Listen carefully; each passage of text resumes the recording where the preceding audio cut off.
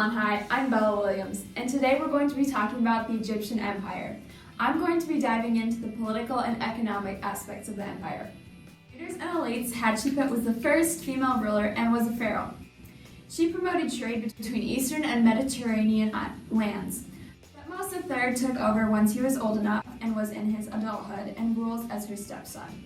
Ramses II was the pharaoh of the New Kingdom. For courts and laws, Egyptian kings or pharaohs organized a strong central state. Government and religion, they organized a bureaucracy while preserving justice. Economic, the types of systems that they used, pharaohs organized a bureaucracy, which is different job functions and levels of authority. Advisors were chosen by pharaohs, which they were used to control the irrigation system, tax collection, farming, etc.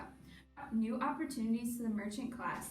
Trade and welfare increased during the New Kingdom. The popularity in social class increased as well. How Egyptians viewed afterlife. They believed that God promised everybody, high class to low class, eternal life after death. In order to prove themselves, they believed that they had to pass a test to live eternal life. The afterlife was similar to life on earth.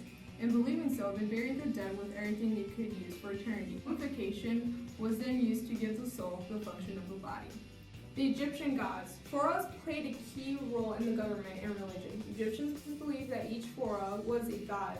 They had absolute power and ruling on the land of the kingdom. It was a polytheistic empire. Pharaohs stood at the top of the society with the royal family.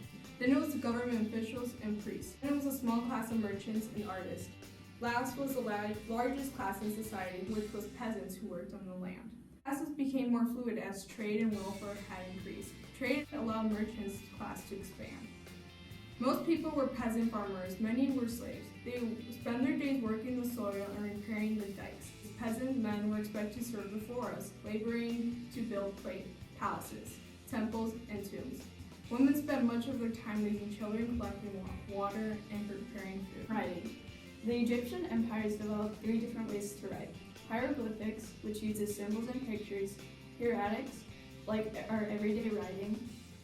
Demonics, very similar to the hieroglyphics, but a newer version.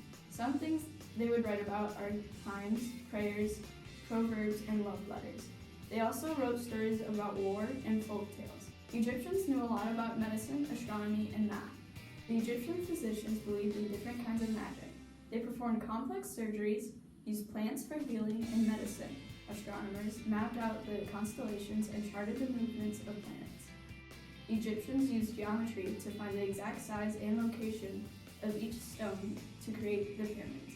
Egypt is located in northeast Africa, next to the Red Sea. The physical environment, the Egyptian empire was built along the Nile River. The river gave Egyptians access to fertile soil, clean water, and a variety of trading options, also surrounded by desert that kept invaders from attacking the empire. Some very unique characteristics is the location, mummification, pyramids, writing, and astronomy. Egypt fought many battles with the Hittites of Asia Minor. After years of fighting, they signed a peace treaty. They lost many fighters. In the Old Kingdom, crops failed and they were in debt because of pyramids. It was a rough start for the Egyptian empire. The 5th reason, corruption and rebellions were very common. The government wasn't fair to the lower class people. The United States feel like the Egyptian empire? Well, in a way, yes, because our president is involved in foreign affairs with other countries. Other countries could attack and it could all fall apart like the Egyptians did when they were attacked, although they had a monarchy instead of democracy. On the other hand, it could fail in different ways for different reasons. The Egyptian empire was divided in social classes. Pharaohs and the royal family were on the top, government officials, then merchants and artists, and then the other people. The United States is similar, but people with more education are the ones who are making it on the top and have more authority. That's all for today, Holland High. Have a great day.